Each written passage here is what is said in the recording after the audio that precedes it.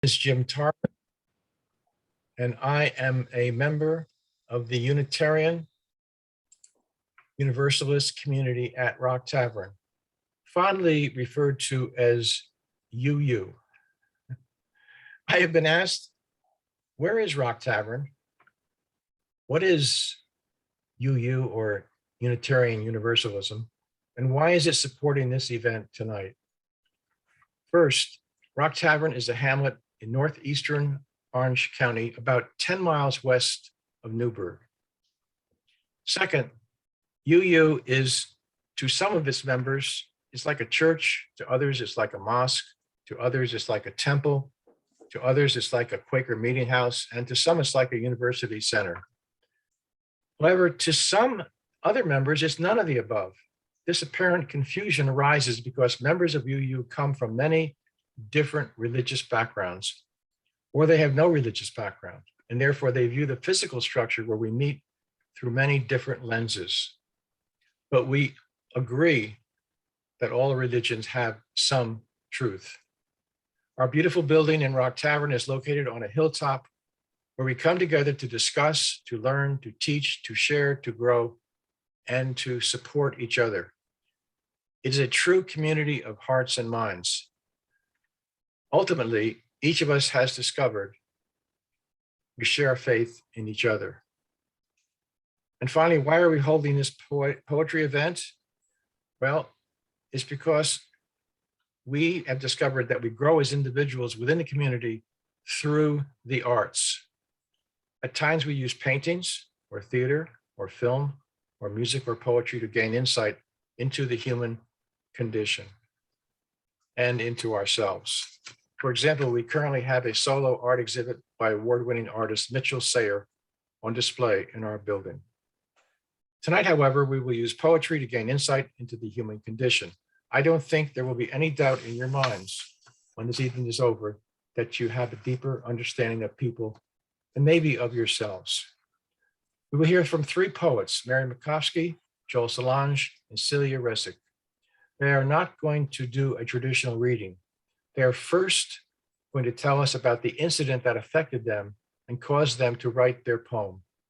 I attended a poetry reading by James Dickey many years ago, where he did just that, as what I have described, telling the audience the backstory of each poem. And it was mesmerizing. Mary Makovsky will speak first. Following her presentation, there will be time for several of your comments or questions before the second poet is introduced. Mary was a professor of English at SUNY Orange. Her latest books are World Enough and Time and Traction, winner of the Richard Snyder Prize. Her poems have appeared in dozens of literary journals, on Poetry Daily, and in 19 anthologies. Welcome, Mary. Thank you, Jim, and thank you very much for setting this up. I love the idea behind this. So I'm going to start with a poem that was inspired by other poems, okay? Or in this case, not another poem, but the teaching of another poem.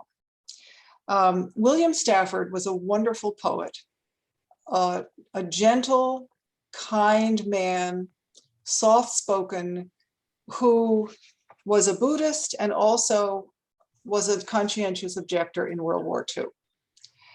I've loved his poetry and his prose for a very long time, so I wanted to teach a poem of his in my English literature class. I taught his poem, Ask Me, which is a very well-known poem.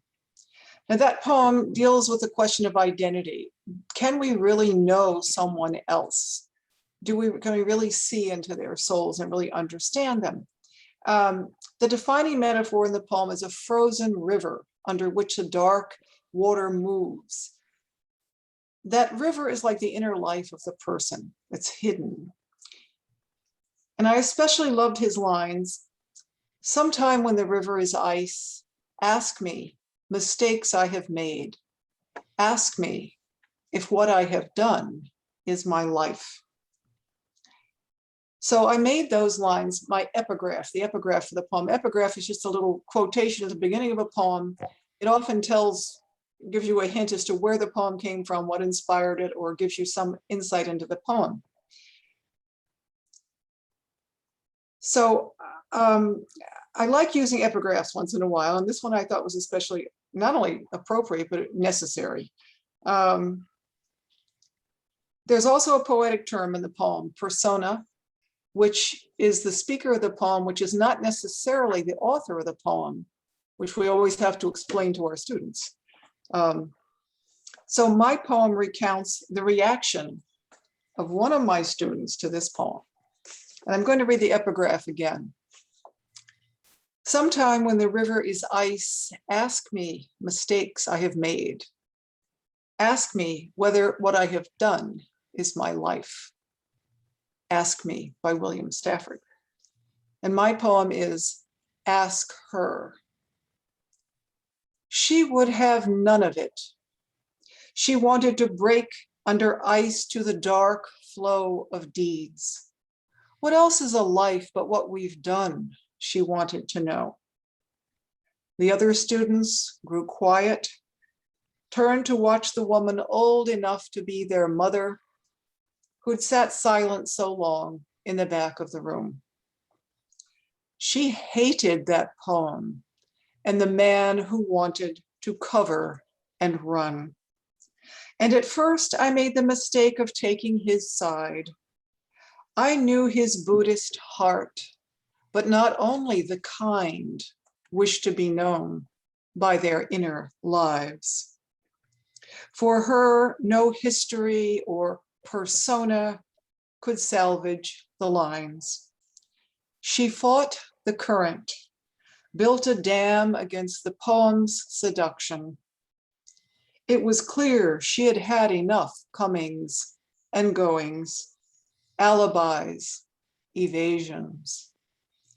Through her life, some father or husband, brother or stranger must have run like a molten river.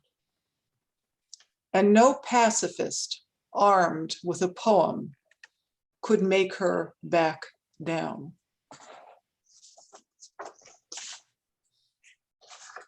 So I still, thank you. I still get a chill when I read that poem. It was such a strange experience, but also, a lesson to me. A poem is often so much what you bring to it, and whether it appeals to you or not, it depends on your own experience. So another poet I love is Adrienne Rich, and someone has called her our conscience. She wrote poems of witness, social and political poems, and she was also an activist herself. Now, there are some people who say poems should not be political, but I cannot imagine how that could be true. The question is, how can we write political poems that are not propaganda or shrill or screeds? How can we make a poem of witness that really makes an impact on someone? So her poetry also inspired me to have the courage to write that kind of poem, to write political poems, and to become more active in the political realm. However, there's a problem because I'm at heart really a private person, and I'm perfectly happy to be with my family, my garden, my kitchen, my, all the things that I love, to be in nature and to be with my own writing. So my next poem is an appeal to Rich. I'm asking her to do something, but of course she's already done it. It's also a poem in gratitude for what she's done. It's dedicated to Adrienne Rich, 1929 to 2012. Call me to follow. Call me from the garden where peonies rust and droop, dahlias falter, heavy with blooms, tomatoes sprawl in dust, where beetles ravage, wireworms burrow, and weeds grow best. There is much to nurture and protect. Call me from bird song and sun on my back, scent of cilantro and mint. Call me from kitchens where I improvise, stir love with basil, pasta, beans. Call me from stories my grandson makes, fireflies and castles in the sand, his eyelids fluttering as he dreams. Call me from play with words, their liquid and gravel sounds, mere whimsy, baubles. Call me from the path through woods to a view of the lake, from falcon's dive, from garter snake that lives among rocks by the waterfall. All that I love, where I could spend my life. Call me from failings, aches and pains, lost memories, dead friends, from time that speeds up toward my own time's end. All that will disappear, my personal grief. Call me from rest, dozing in the shade, into the glare of another's day. Call me from sleep, into the dark, where I find myself, under stars of the daughter sold for bread.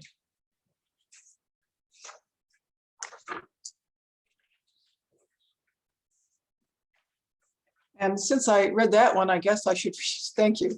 I guess I should read a political poem, right? So I have a number, actually, I do have a number now of sort of social and political poems.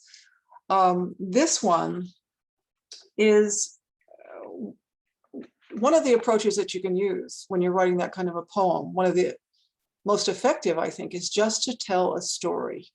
Don't give any commentary, just let the details of the story speak for themselves. This poem was inspired by a talk I attended. Joel will know the reference to this because he was there. This was a young Iraqi woman who had escaped from her country when it was riven by war. And it was during the Civil War that erupted after the US invasion. So the poem recounts my memory of this talk. I've written the poem in a ghazal form, and that, by the way, that word can be pronounced many ways. It's a form that was a Persian form, and then it was also picked up by people from writers from India and other countries. And now it's used quite often by English writers, English-speaking writers. I've taken some liberties with it, as most people do. It has some quite strict forms. It's written in couplets, and you will hear the repetition of a word, an end word, at the end of each couplet, and then it's both of the lines, the last lines end in the same word. The repetition of the word it's collapse. And I took that word because I had heard that the Iraqis did not refer to this as a war or an invasion or a rebellion. They refer to it as the collapse. Nazrine's story. In the converted barn, we gather to hear Nazrine tell her version of what Iraqis call the collapse. Before, things were bad, very bad, but everyone knew to keep quiet, be patient, awaiting Saddam's collapse. She struggles with words to express her shock and awe, watching her city's buildings, bridges, lives collapse. But also jubilation, faith that the yoke of oppression had lifted, Saddam's statue yanked down, its collapse reverberating through the land. Though soon her brother was taken, tortured, returned only to collapse in a corner, refusing to leave the house again. How to keep teaching her students English after the collapse of hope. As she waited at the bus stop, a car pulled up, a bullet ripped into the man beside her, whose collapse she knew to ignore, staring straight ahead, grateful she was not the one whose life bled out on the pavement. Collapse time to this room where we are safe but shaken, where someone asks, what can we do? And again, the collapse of hope when Nazreen says, you also are powerless in this collapse. Your government decides what stands, what will collapse.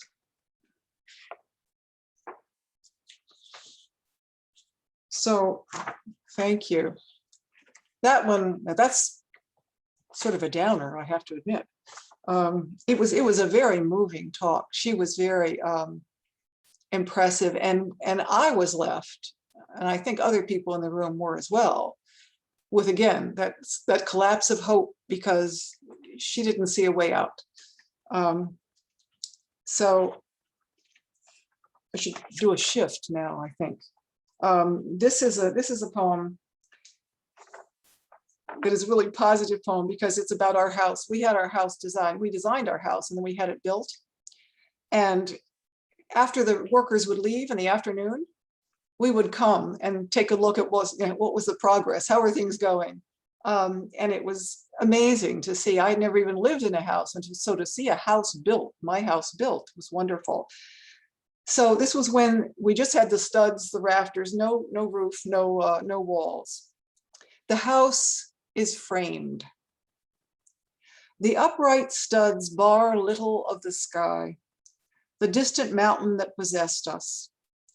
Clouds laze from one frame to another, striking pose after pose like models. Look up. The roof is slate blue, darkening toward evening, and a golden earring of moon dangles from a rafter. We stand in a sudden grove of planed and naked wood. Perplexed, 3 small birds, braiding their cries around us, swoop through a doorway and out the opposite wall. I move to the right and left of future windows, judging the views we've planned, hanging them like pictures. The wind, not yet a guest, enters without knocking.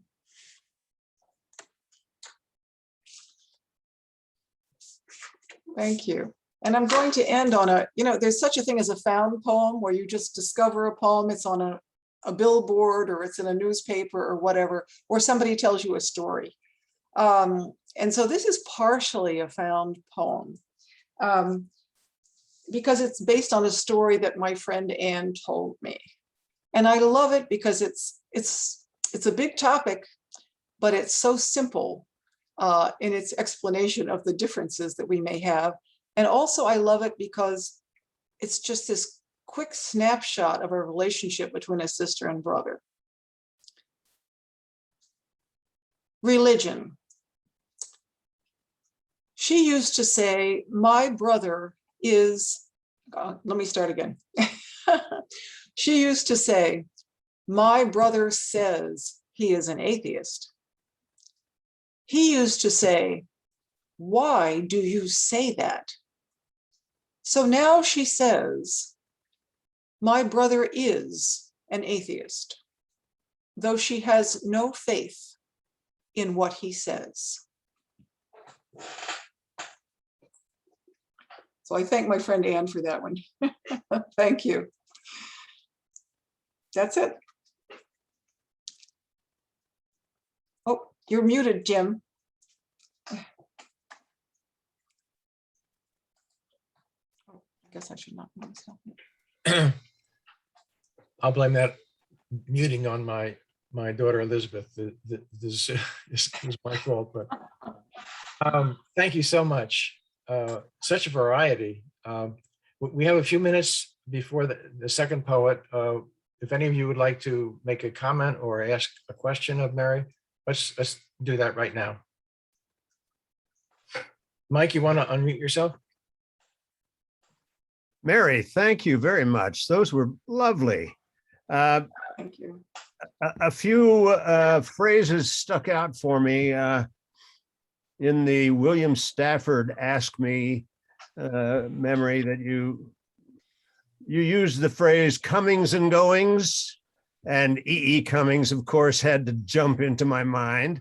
And I have a friend who set the poetry of E.E. Cummings to music and called it comings and goings. And I don't know if that's actually a phrase in quoting E.E. Cummings, but he was one of my favorite poets, is one of my favorite poets too. Thank you very much. Lovely, lovely work.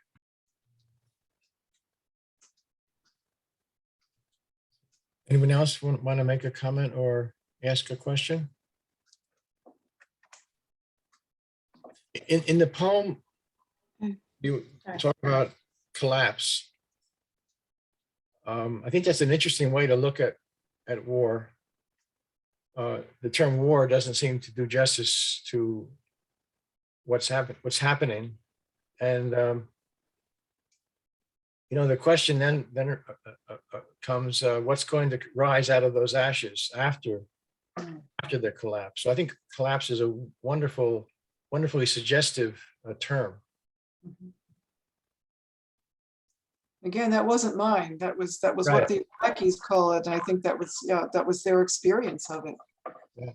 But you recognized what a wonderful term, what a key term it was, and I appreciate that. Thank you. Thank you. Celia had her hand up. Celia did. Go on, Celia. Thank you. So I just wanted to ask you a question. I hope I got this right. With your first poem, you asked, could we really know someone else? And then you said, like a river, it's hidden.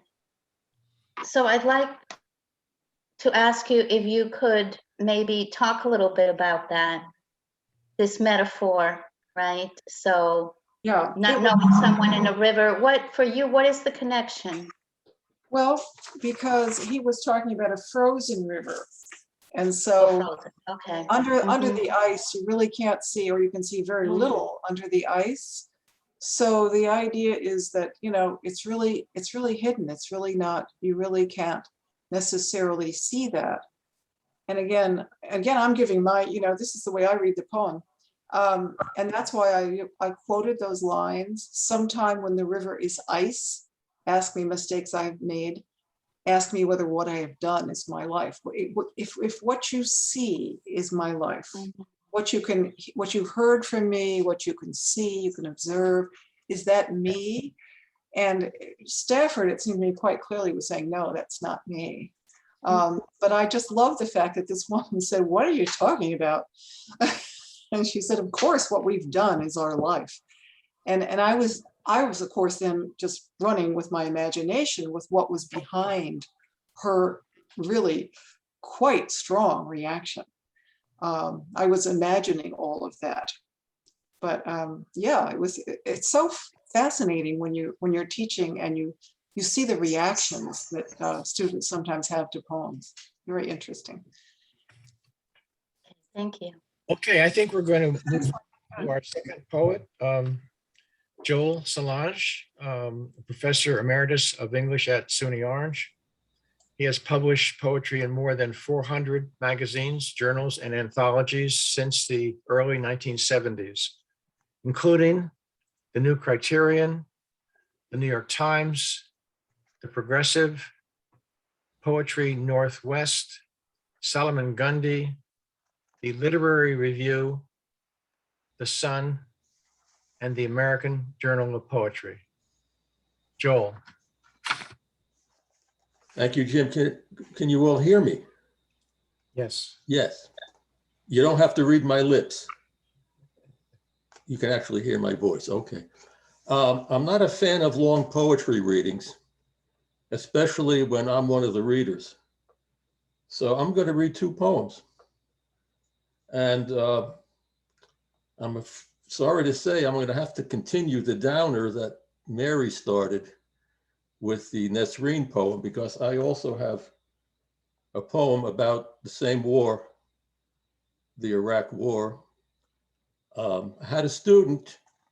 had several students who were vets of the war in Iraq. This is about one of them. His name was Michael Marino. He lived in Monroe.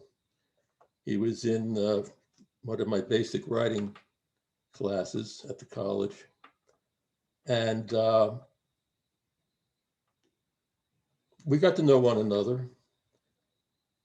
He trusted me, I felt.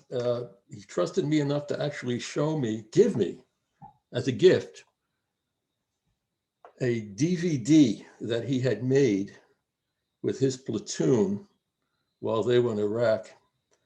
I started to watch this DVD, and it was so upsetting that I broke it. I wish I hadn't. I wish I had kept it, but it was so upsetting to watch. The blood and the gore, decapitated heads of either Iraqi fighters or civilians. I had to get rid of it. In any case, I'll just read the poem now. It's called Going Back to the Bullshit Shit-Ass War. He was a student wounded in Fallujah in Iraq. He was absent a lot and he never spoke in class. He came by to tell me he was going back. I asked him, what the hell are you doing that for, Mike? He said he knew it was a bullshit, shit-ass war, this student wounded in Fallujah in Iraq. He smiled and stopped smiling. He said, fuck this war. Shit, the Army pays tuition, books, gas. I just dropped by to say I'm going back. I stared at his t-shirt, which was entirely black, with white letters, a rock band called Critical Mass. This was my student wounded in Fallujah in Iraq. I understand, I said, that you may not have such luck next time. Yeah, he said, but this too shall pass. He shrugged and said that anyway he was going back. I really think that you should get your life on track, I said. He stood up, saluted, and left the office. That was it, a student wounded in Fallujah in Iraq who had just stopped by to tell me he was going back. Now, if you would like to see that poem in print, you may purchase this book. It's called The Porch Poems, and you will find that poem on page 84. You will also find it in this book, my selected poems. You will find that same poem on page 288. I recommend you buy this one because it's more bang for the buck. All right, more bang for the buck. It's 4 times thicker. It's about the same price, but look at the difference. More bang for the buck. All right, now for something a little lighter, I think, although it's still about war. This is a different war. This is the war that I was almost involved in. Of course, I'm talking about the Vietnam War. And the story here is quite simple. In 1965, I was separated from the college I was attending because I could not maintain a 2.0 average. So I lost my student deferment. And from 2S, I went to 1A. And of course, the draft board really loved that. So I did get my letter from Uncle Sam, starting with that wonderful word greetings. And it went on to invite me to Whitehall Street, Lower Manhattan, at 5 o'clock in the morning on such and such a date for my physical exam.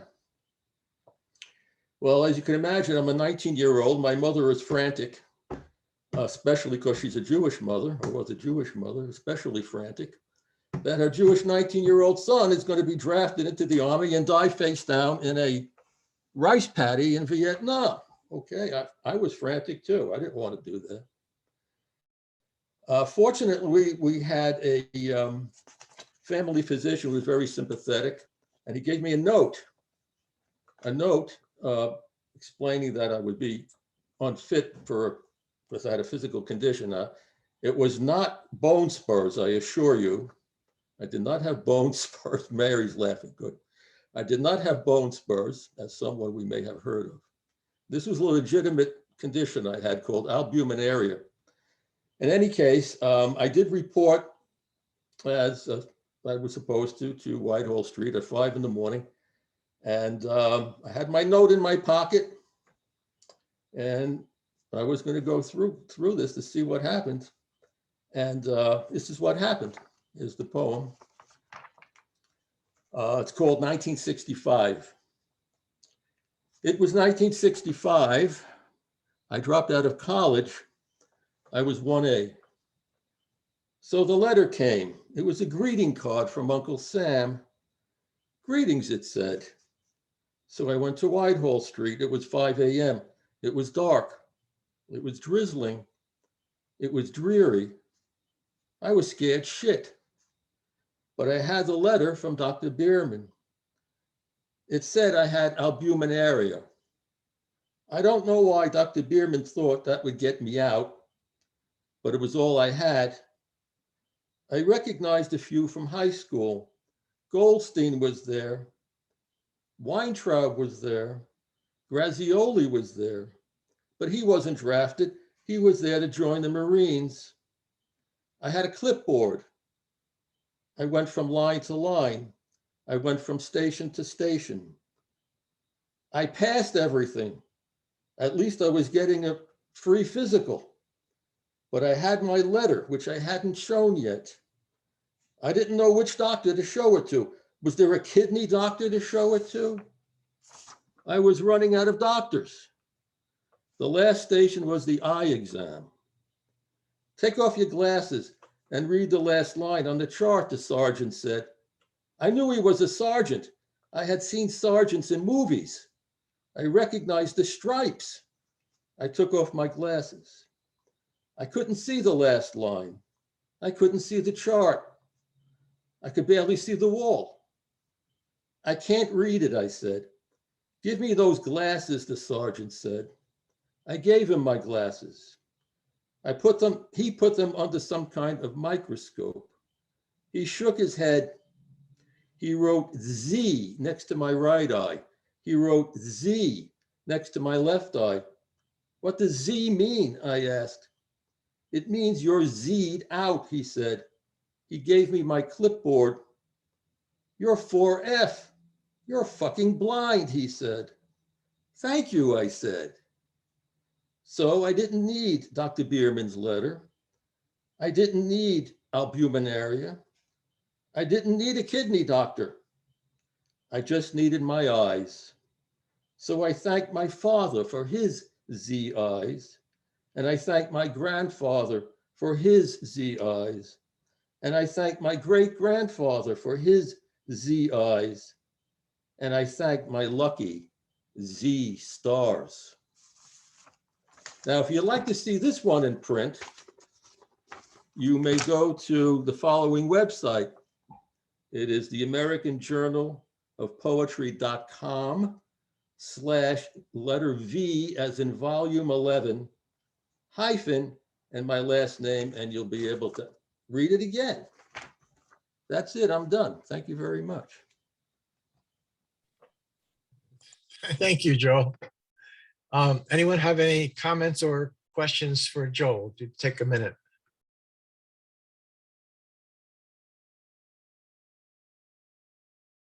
Mary? I see Mary with her hand up. Yes, Joel, what a great example of just tell the story. In both cases, you just tell the story. Well, the Uh, poems told the story, so I didn't really need that I had to. Yeah, give exactly. I mean, you just what happened, and that's strong enough. It's definitely lovely. I love both those poems. Thank you, Mary. Just, just a comment on the first poem. I'm really struck and have been struck in so many different ways by how the people that have fought in Iraq and Afghanistan, as much as they hate it, as much as they consider it a nightmare, they're drawn back into it. It's such an awful part of the whole dynamic around war. That's a very good point. And this student, Michael Marino, actually told me that he couldn't handle civilian life. He was wounded, as I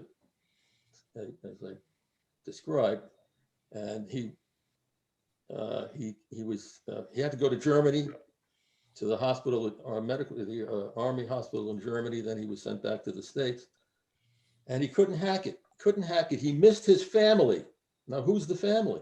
The family was the platoon that he fought with in Iraq. That was his family. He said, I would rather be on top of my Bradley fighting vehicle with my 50 caliber machine gun in my hand than to be here in the States. So he did. He went back. What happened to him, I don't know. But you're absolutely right. There's a bonding. There's a bonding that happens among the men there and the women who are fighting. It's very strong. I mean, if you are fighting with someone for your life and for his life, and if he dies, if you see him die, if you see him bleed out in front of you, yes, he had to go back, and it is it's tragedy, no question about it. You know, in a more innocent time, it was the football player who never felt after graduating from college that anything in his life mattered as much as playing on that football team. I understand that, right? No, I get that. Absolutely right. I worked with the Wounded Warriors for 3 years, and they all felt that way. Have their legs blown off and wish they were back Yeah, with their unit. exactly. It's a form of identity Mhm. that we civilians cannot appreciate, I'm afraid. And I would like to say, as an old actor on commercials, I appreciated your pitch, Joel. Nice job. Oh, you mean this But- pitch right here? But you did not give us the website where we can find those. Well, this is available on Amazon. I'm yelling, okay? This is available. This one's available on Amazon and Deerbrook Editions. And this one is available from the publisher, which is, who is the publisher? Serving House Books, Amazon, and Barnes and Noble. All three places you will find this one. Okay, a bill from Screen Actors Guild will be in your mailbox soon. Joel will be available at a table as you leave the auditorium. No, I know Joel's poetry somewhat. It's usually very light and twisted and interesting and provocative and not that dark. So I was really surprised, Joel. well, the first one I read was dark. I agree with that. But you really thought this one was dark? Oh, the second year, you're right. The second Thanking one- my lucky stars for not. Yes, yeah, you're being right. sent to Vietnam. I don't think that was dark at all. I guess I was thinking of the ones who didn't have bad eyes. okay. Any other comments or questions for Joel? Okay, Then I want to introduce Celia. She is a professor of English at Mercy College in Dobbs Ferry, New York. Her creative work has been published in many journals and magazines. Her creative nonfiction piece, Where Oblivion Shall Not Dwell, was published in 2016 in the book Home, An Imagined Landscape. In 2020, and I'm going to mispronounce this, Helias Traces, a collection of Rezik's poetry and a one-act play, was published by Editorial Duncan in Buenos Aires, Argentina. Celia. All right, everybody. Hello. So I have a few poems that I'm going to share with you.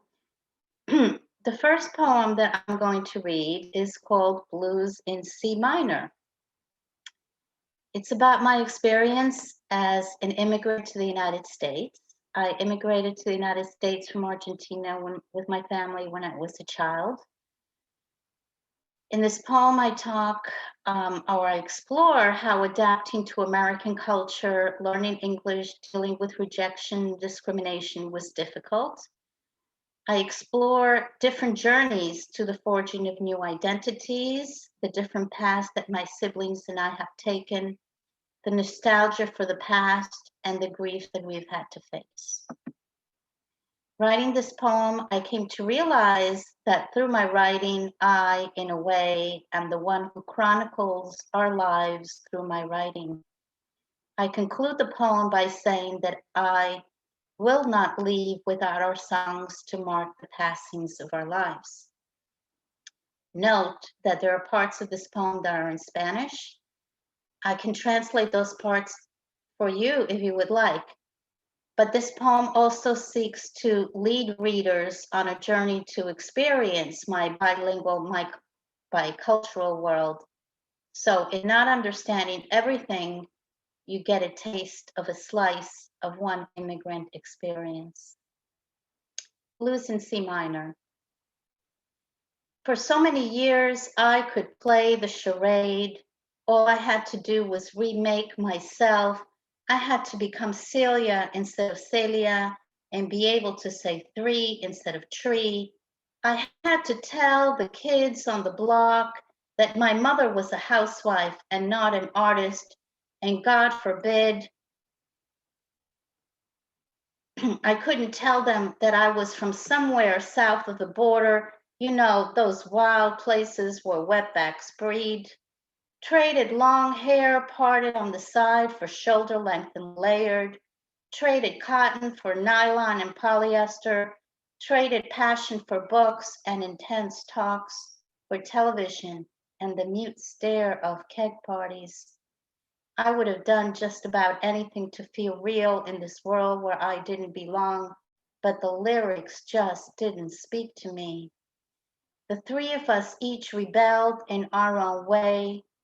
I sought the refuge of my soul, found my own percussion and rhythm born of pampas, Martha Graham, tangos, John Baez, asados, 59 Mustangs, El Tigre, Beethoven's Ninth with bow and resin, Palermo and Cachao, bike riding with Tara, Mercedes Sosa, Mrs. Carey first position plie, mate y sobremesas en noches porteñas, Allman Brothers, cafecitos y vinachos. You went back to where we left, to almacenes y boliches, to the dusty roads of our past, lingering hesitantly on distant shores, el río de la Boca, el río de la Plata y la Boca beckoned you home. You went to Brooklyn where the Sabbath starts at sundown and the quena and charango linger softly on the lampshades, white linen starched on the clothesline above the Navy Yard. It always leaves the gray film. No amount of washing will take it out.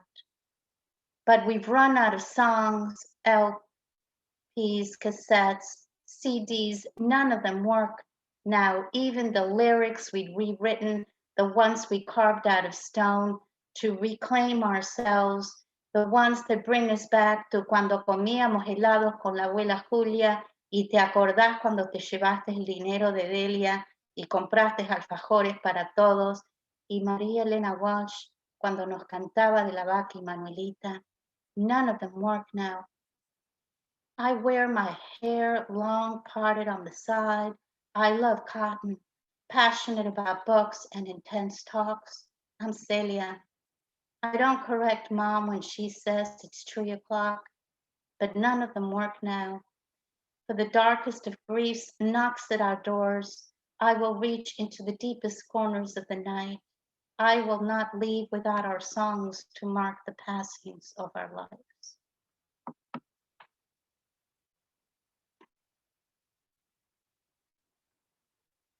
Thank you. So that's the first poem. And now I will share another poem with you.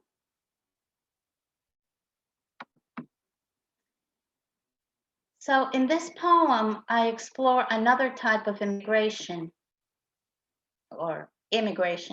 that I've gone through. When I left my New York suburban town in Westchester County and came to live in Cold Spring, Putnam County, leaving behind a 28-year marriage and the life I had come to forge from young adulthood to middle age. It was an emotionally painful time, but I found solace, refuge, and healing in the new home that I came to forge and the new community that I became a part of. On the shores of the Hudson River, nestled in the highlands in the small town of Cold Spring. When I left Cold Spring and moved to Beacon, I wrote this poem to pay homage to the town that healed me. Rural time. Lush green after summer rains, dense as ant swarms, thick as the spider's web gone undisturbed for years under the house. Rural time hums, insects swirl at dusk. I am still learning its rhythms. Garden Street by the river, kale and arugula, dream catchers and daddy long legs. The creek in the back has sung to me. Leaving the contours of this house, its wood and tapestries, its rickety stairs, C chords and acoustic guitars humming on hushed snow-covered streets, morning sun streaming through the window, and moons full and crescent lighting night skies, owls and crickets, wet snails leaving silky trails on concrete slabs. All this and more I leave behind.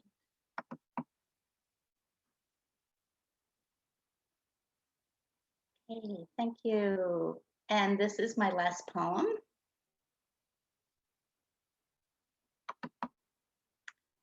So the story behind this poem. Sometimes we're fortunate enough to have people in our lives who inspire us, who lead us on transformative inner journeys that we would not have otherwise embarked on, with whom we feel deep connections and who spiritually, artistically, or emotionally, or all of the above are our muses. I found all this with my writing partner, my muse, with whom I brought poetry to the streets, the hospitals, the shelters of Westchester County, Brenda Connor Bay. We were part of the poetry caravan and the traveling gypsy poets, bringing comfort to the sick and building community through the multicultural art festival that we founded. She died of cancer 10 years ago, and I wrote this poem for her, which I have read every year since her death at memorial services commemorating her life and her creative work. It's called Oya. Oya, she said through pursed lips, the sunshine playing hopscotch on her hair. I touched her pulse. Oh, she was so alive. Like swollen rivers, blood pulsed through her veins. I felt her heat through her skin.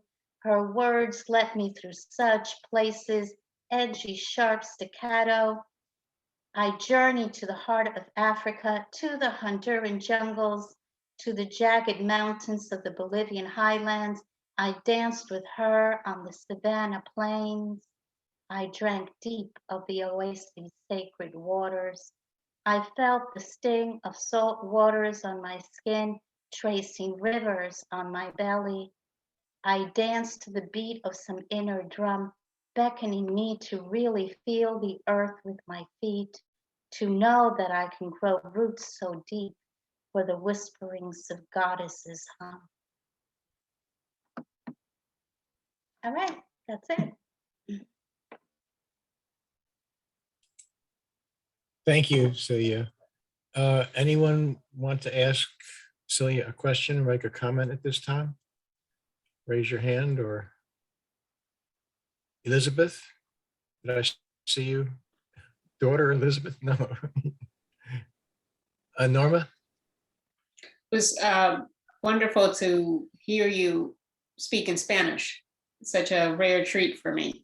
So, muy bello. Gracias. Did you understand the Spanish? Sí, soy dominicana.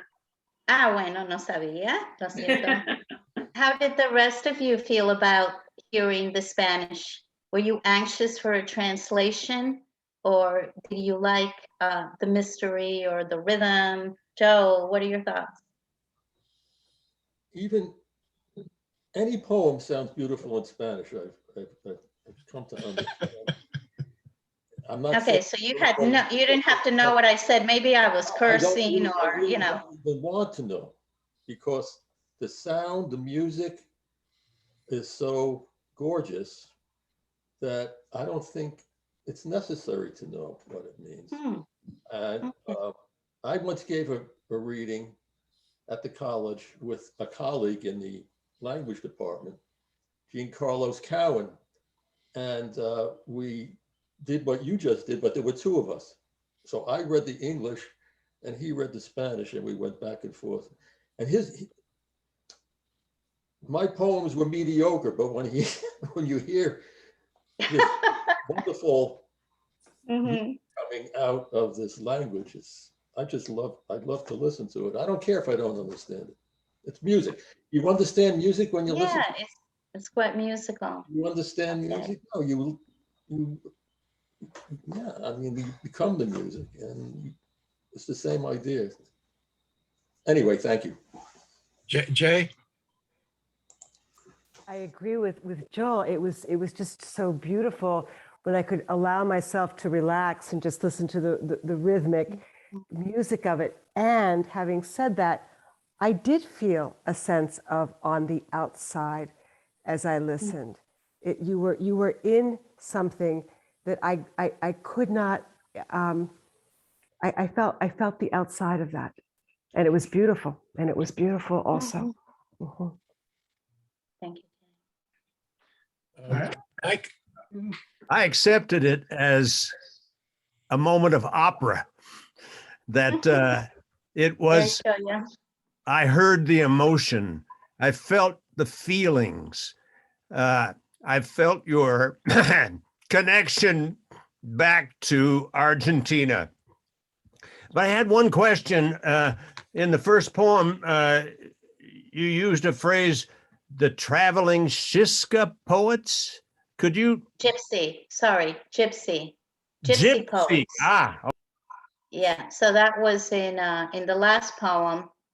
So that Yeah. poem called Oya, which Yes. I dedicated to my friend, my muse who passed. So in Portchester, we founded the Multicultural Arts Festival, and Brenda and I organized the Gypsy Poets. So basically, we walked through the towns of Portchester, New York, in southern Westchester County. Her and I, and she got a bunch of poets that she knew, and I got together all my Latino poets, and we walked the streets of Portchester reciting poetry. We were invited to restaurants and cafes. This was during the festival. And it was just amazing. It was great. So yeah, we called ourselves the Gypsy Poets. well, I loved it. And thank you for bringing the entire continent of South America to us with everything from the hills of, from the mountains of Bolivia to, I can't remember the other images, but they were all there. Yeah, lots of Americas, right? To the highlands in the mid Hudson Valley. So yeah, I've been around. Did you have a comment, Jim? So just on the goodbye to Cold Spring poem, I really like the microscopic focus on spider webs and the insects. It had a nice flavor to it. Really appreciated it. Thank you. Yeah, I don't know if you guys have checked your basements lately. Wherever you may be, oh boy, the spiders can build some thick webs. They're fascinating. It could be the subject of a poem.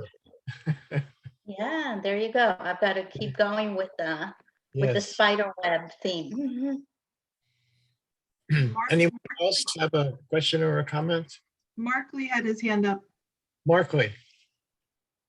To Celia, thank you for adding Spanish to your presentation. To me, that was a real delight. And it didn't matter whether or not I understood what you were saying. I felt it. And more importantly, I felt you were sharing a genuine part of you. So I really appreciate that. In fact, I also felt that Joel was sharing also himself, particularly in the second poem, where we got to know what his eyes are like. So I feel really closer to all three of you because of the way you shared this evening. So thank you all. Thank you. We're going to be stopping shortly. This idea of the story behind the poem, I mentioned James Dickey when he did a reading. He told the backstory. Another poet who did that with great feeling was a poet, is a poet named Dan Masterson, whom I taught with at Rockland Community College. Mary, do you know of Dan? You're nodding your head. This is not my poem, this is Dan's poem, but I'm going to tell the backstory and read this poem because the combination was so powerful that I've never forgotten it. And now this goes back to the 1960s when he first shared this with faculty and students. He had grown up in Buffalo, and he'd gone to a parochial school, high school, probably all the way through. And he had gone back maybe 4, 5, 6, 7 years after he had left Buffalo for Thanksgiving to visit his mother and be home for Thanksgiving. And we've all had that experience of going back, and he was walking around the old neighborhood and just seeing buildings that he remembered when he was a kid that he would play near and so on. Sort of a nostalgic trip, and he was in a great mood. And he was walking actually past the Catholic church that he had attended for those childhood years, those school years, right next to the parochial high school. And he glanced across the street and he saw a boy who was now a man, the same age as he was, who had been in the school. And he suddenly remembered that this boy, this odd boy, was the one they had bullied.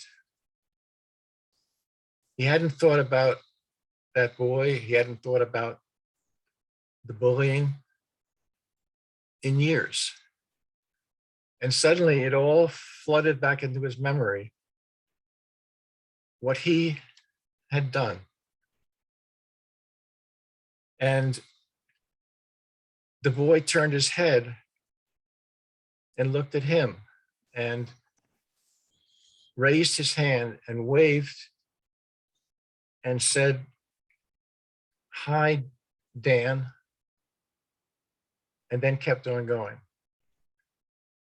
And of course, Dan just felt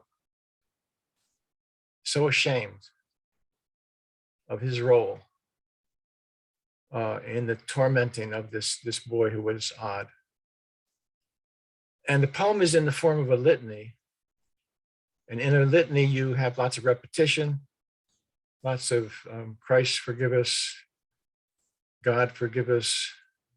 These phrases get repeated over and over again, but there never was a litany that ended the way this poem ends. It's Dan Masterson's poem. It's entitled A Litany. I went back home not long ago, and as though in a bad dream, I saw the odd boy we teased religiously in grammar school. God damn us. We used to stomp on his hat, throw his scarf in the bushes, push him in circles, take his books away, make confetti of his homework, trip him on the stairway, snowball his head. Christ forgive us. Sing rhymes about his brain and his clothes and his walk and his hair and his weight and his sister and his parents and his breath and his eyes and his tears. Christ cleanse us. And his stutter. And for Christ's sake, all he ever did was turn the other cheek. Finally, his mind snapped. Christ comfort us. And he jumped from the bridge on the outskirts of town, but couldn't fall hard enough to die. They say he walks through town every morning and then goes home to hide in bed. He waved to me from across the street that day and called me by name. Christ, crucify me. Amen.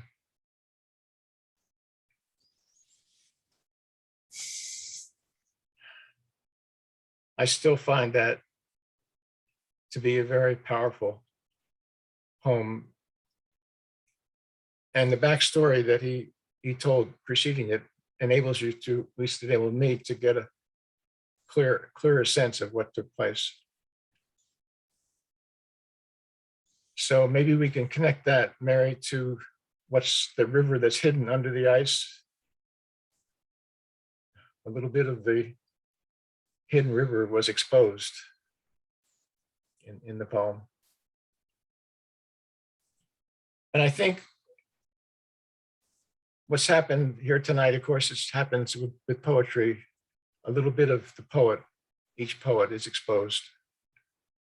And we can identify with, and we are the richer for it.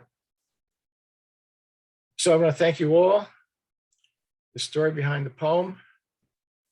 I enjoyed it thoroughly. I hope you did.